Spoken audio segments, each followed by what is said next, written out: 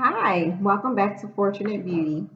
Today I want to do a video in response to a question that I received from a viewer. The most recent video I did was about depression amongst Jehovah's Witnesses and ex-Jehovah's Witnesses. And a viewer commented and asked a question, which I'll read to you now. The viewer that asked the question was Fazzy Mania. And the question was, are J Dubs depressed because they are J Dubs, or are they J Dubs because they are people prone to depression? Awesome question. So I feel like the question is such a good question because it causes us to self-reflect. We're ex Jehovah's Witnesses. We're all having this mourning, this feeling depressed. Is it us? Like if we had not been Jehovah Witnesses, we have been depressed anyway? So now let's self-reflect. So let's go to science first, and let's get what is depression. Depression is a disease disorder that affects about 6 million people in the United States, and it is where you just can't function at the level of your life the way everybody else does.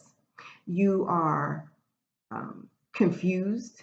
They say it can bring confusion. You're slow, you're sad, you're lethargic. So then they had the definition. So I got this information from the Mayo Clinic's website.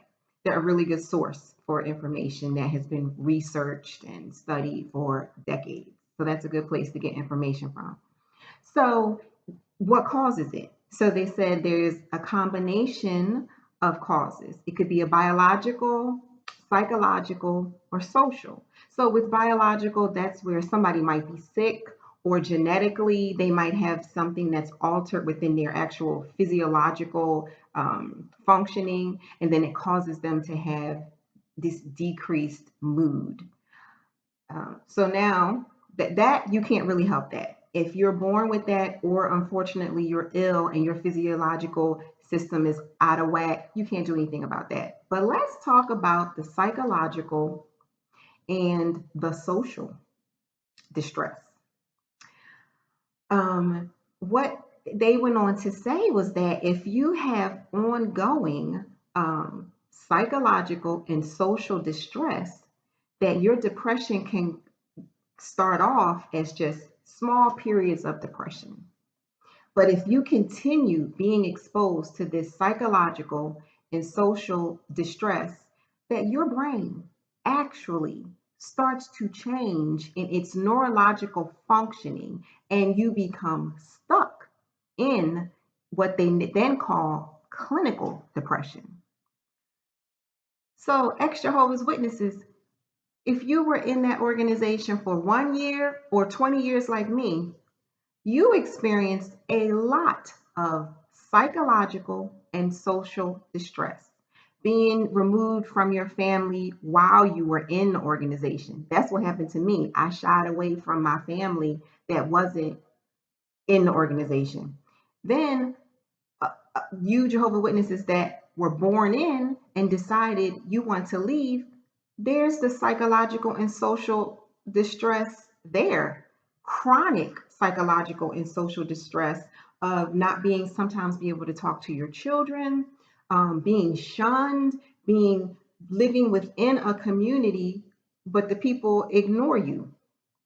So I think the answer to the question is being a Jehovah's Witness, and with the practices that they have of not talking to anyone else, even your family, and then shunning you, dwelling on such negative things, controlling you, that chronic psychological and social distress makes, in my opinion, based on the way it's been explained from the Mayo Clinic, that is what causes the increase of depression. You're not going to stay like that. You ex Jehovah's Witness, stop that now. You start thinking for yourself. You were born with all you need, you go back to it. While you were in that Jehovah's Witness organization, immediately after you left, It was like we were in a journey. Like we came here, we were born, we had everything we needed. Then we were in a journey. We were journeying down into darkness, going away, away, away, away from the light. Stop. Turn around. I want you to start journeying back up to the light and the level, not depressed down here, up to the light, because it's all still in you. Just like your neurological patterns changed because of the abuse, you put good things in and rechange those neurological patterns. It can be done. They've researched it. So we are going to choose to take our journey back up into the light, to be happy, to experience new things, to follow the intuition that God gives us of how we're to live in love, how we're to live in love. And we're going to get out of this depression. It's a two-way street. We're going up. Okay. So thanks so much again for the question. And I'll talk to you guys soon. So let's stay on our journey of returning to who we are, digging all of that darkness out and letting our light shine. Okay. Take care.